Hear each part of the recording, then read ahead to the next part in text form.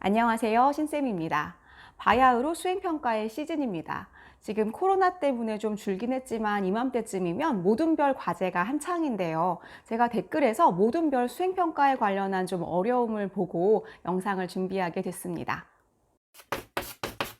다른 수행평가와는 달리 모둠별 수행평가는 특별한 좀 어려움들이 있으실 텐데요. 모둠을 짜거나 그 모둠에서 어떤 역할을 할 것인가, 그리고 내가 어떤 역할을 수행할 것인가, 그리고 또는 공정하지 못할지도 모르겠다라는 좀 억울함, 이런 여러 가지 생각을 하시게 될 거예요. 그리고 무임승차자, 즉 프리라이더의 문제는 단군 이래 해결하기 어려운 난제입니다. 중고등학교 때 모둠 수행평가뿐만 아니라 대학생이 돼서도 팀플에서는 또 이 무임승차자 문제가 굉장히 또 힘든 문제일 것 같아요. 근데 이거는 또 대학교 때까지만 문제도 아니고요. 사회에 나가서도 마찬가지입니다. 공정함에 대한 여러 가지 이슈들, 어떻게 과제를 나눌 것인가, 이것은 굉장히 어려운 문제입니다. 그럼에도 불구하고 학교에서 모둠별 수행평가를 하는 이유가 무엇일까요? 첫 번째로 모둠 활동을 하면 개인별로 하는 활동보다 훨씬 더 많은 성취물을 낼 수가 있습니다. 혼자서는 할 수 없지만 많은 사람들이 함께 하면 생각하지도 못했던 커다란 성취를 얻을 수도 있는데요. 그 협동의 과정을 한번 경험해 보는 것이 굉장히 교육적으로 커다란 의미가 있습니다. 두 번째로는 협력적 인성을 재고자 합니다. 수행평가는 단순하게 그냥 이 친구가 더 유능한가를 보는 게 아니라 여러 가지 정의적 영역을 함께 측정하고자 하는데요. 그 중에 하나가 바로 협력적 인성이 되겠습니다. 함께 모둠 활동을 했을 때 이 친구가 어떤 식으로 다른 친구들과 협동을 할 수 있는가, 그리고 또 그 안에서 여러 가지 문제점들이나 어려움들을 어떻게 극복해 나가는 것인가, 이것에 관련된 경험을 제공하고 또 그것을 평가하고자 하는 것이 모둠별 수행평가의 의의라고 할 수 있겠습니다. 그럼에도 불구하고 모둠별 수행평가를 한다는 것은 굉장히 커다란 부담을 주는 그런 일입니다. 일단 학교에서는 여러 가지 방법으로 수행평가의 부담을 좀 낮춰주려고 하는 그런 시도들은 나타나고 있고요.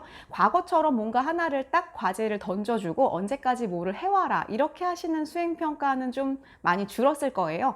대부분 학교에서 스텝 바이 스텝으로 진행하는 경우가 많습니다. 전에도 과정중심평가라는 말씀을 드린 적이 있는데요. 어떤 결과만 보는 것이 아니라 그 모든 과정을 함께 평가하는 것이기 때문에 지금은 이제 집에서 커다란 과제를 혼자서 친구들의 짐까지 대신 짊어지고 해야 하는 그런 수행평가는 많이 없어졌을 거라고 생각합니다.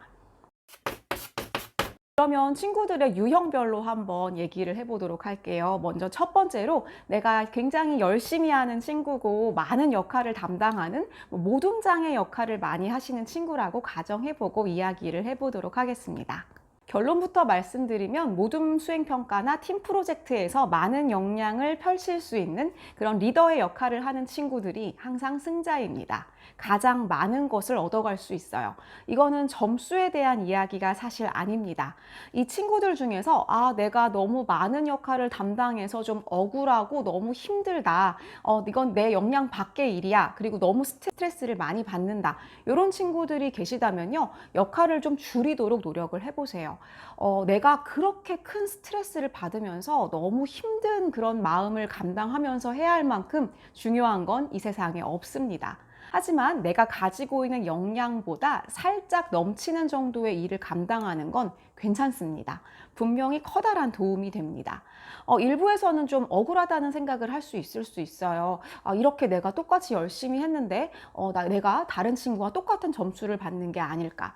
일단은 중고등학교에서 선생님들은 이러한 좀 억울함을 없애기 위해서 프리라이더를 가려내는 여러 가지 좀 장치를 하시기도 하고요. 좀 더 많은 역량을 투입한 친구들에게 가산점을 주신다든지, 그리고 똑같은 점수가 그냥 나가는 게 아니라 보통은 개별 점수를 다 따로 체크를 하십니다.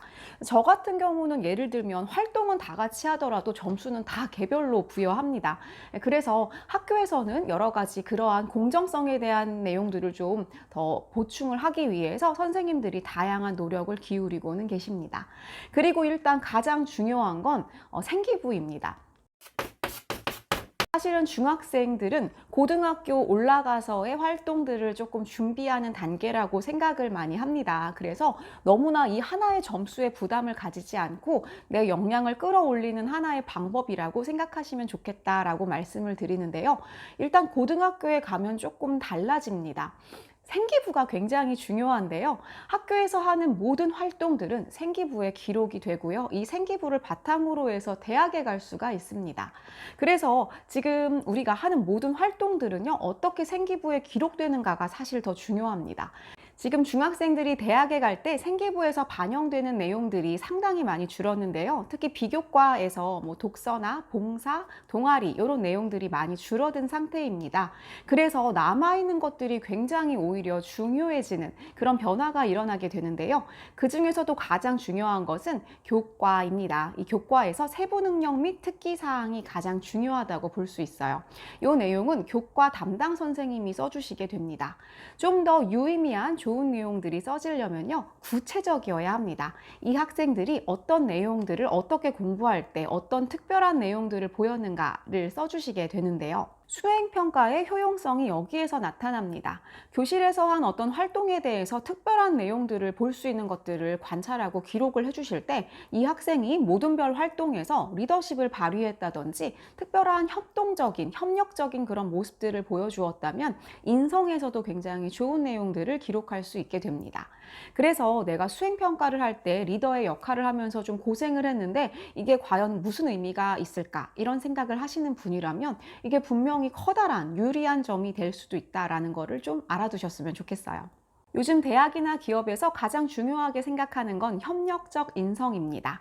좀 정의적인 영역들을 더 평가하기를 요구하고 있습니다.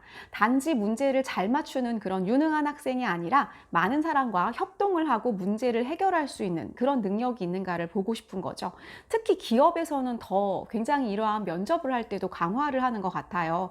면접을 할 때 상대방보다 좀 탁월하게 이야기를 잘하느냐 이런 게 아니라 굉장히 많은 사람들을 한꺼번에 모아놓고 이 사람들이 어떤 방식으로 어떤 태도로 서로 이야기를 나누는지를 살펴본다고 합니다.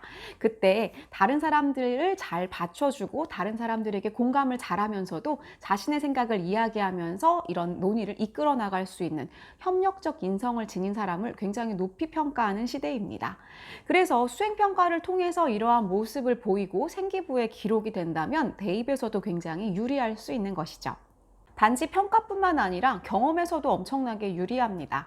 사실 누군가를 대표해서 발표를 할 수 있는 기회는 학원에서는 얻기 힘든 기회입니다. 이건 학교에서 수행평가를 할 때 흔치 않게 얻을 수 있는 기회인데요. 앞으로 면접이나 수많은 발표 기회들이 여러분들을 기다리고 있을 텐데 이 발표 능력 그리고 말하기 능력, 압박적인 상황에서도 당황하지 않고 여유 있게 내 생각을 피력할 수 있는 그런 능력은 경험을 통해서 얻어지게 됩니다. 다른 친구들보다 내가 좀 더 리더로서 그러한 역할을 많이 맡게 된다면 나의 역량을 끌어올리는데 엄청난 커다란 기회가 될 수 있습니다. 그럼에도 불구하고 이러한 활동들에 내가 지나치게 많은 시간을 빼앗긴다던가 너무 커다란 스트레스를 받는다던가 좀 비효율적이다라고 생각이 든다면 밸런스를 꼭 지키셔야 됩니다. 수행평가가 굉장히 많고 해야 할 공부도 많은데 하나에 너무나 꽂혀 있거나 너무 힘들다면 그것은 솔직히 별로 도움이 되지 않을 수도 있어요. 그래서 내가 해야 하는 수많은 일들을 잘 우선순위를 매겨놓고 그 안에서 밸런스를 찾으시는 게 좋겠습니다. 만약에 내가 너무나 과하게 나의 역량 이상의 일을 해야 한다면 그건 좀 자르는 것도 좋을 것 같습니다. 친구들 중에서 앞에 나서는 게 힘든 친구들이 있습니다. 이건 성향의 차이예요. 내가 뭔가 리드를 한다던가 앞에 막 나서가지고 친구들을 끌어당기고 리드하는 게 너무 힘든 친구들이 있어요. 그런 친구들도 걱정할 필요 없습니다. 저는 사람은 개인별로 다 성향이 다르다고 생각을 하고 그거에 맞게 살아가면 된다고 생각하는데요. 내가 맡은 일을 잘 하고 다른 친구들을 잘 도와주는 모습만으로도 굉장히 커다란 믿음과 신뢰를 줄 수 있고요. 남들에게 크게 인정을 받을 수 있습니다. 모둠으로 활동을 하다 보면 각자 맡겨진 역할들이 있을 텐데요. 내가 그것을 잘 하고 또 이렇게 옆에 보다 보면 친구가 좀 힘들어 보이면 뭔가를 도와줄 수도 있습니다. 사실 리더십이라는 게 앞에서 뭔가를 꼭 끌어당겨야만 리더십이 있다고 평가를 하진 않습니다. 요즘은 서번트 리더십이라고 해서 좀 협력적으로 하는 리더십 같은 것들도 굉장히 각광을 받고 있어요. 그래서 내가 남들 앞에서 꼭 나서지 않더라도 많은 사람들에게 도움을 줄 수 있다면 그것도 역시 리더십으로 평가를 받을 달라들 수 있습니다. 저는 그리고 모두가 리더가 돼야 된다고 생각하지 않습니다. 모두가 리더가 되는 게 더 우스운 일 아닌가요? 내가 편안하고 나에게 잘 맞는 방식으로 사회에, 친구들에게 보탬이 되면 됩니다. 모둠 활동을 통해서 내가 어떤 스타일인지를 발견하고 내가 어떤 방식으로 남에게 도움이 될 수 있는지도 한번 생각해 보시는 기회가 되면 좋겠습니다. 또 처음에는 내가 남들 앞에서 나서는 게 힘들었다고 생각하지만 활동을 하면서 또 다른 나를 발견하게도 됩니다. 이것이 바로 학교에서 하는 모둠 활동의 매력이라고 볼 수 있습니다. 마지막으로 난 아무것도 안 하면서 친구들이 다 뭔가를 해주기를 기다리고 있는 친구들이 있을 수 있어요. 좀 야근 친구들이 있을 수 있습니다. 이거 어차피 모둠 활동이니까 내가 가만히 놀고 있어도 열심히 하는 애들이 알아서 다 잘하겠지, 이렇게 생각하고 계신 친구들이 있다면 생각보다 사회가 그렇게 녹록하지 않습니다. 물론 방법적으로 그러한 것들을 다 평가를 따로 하고 계신 선생님들도 있을 거고요. 그렇지 않다 해도 학교에서나 사회에서는 평판이라는 게 생기게 돼요. 이것은 굉장히 오랜 시간이 걸려서 만들어지는 거이기도 한데요. 생각보다 굉장히 공정합니다.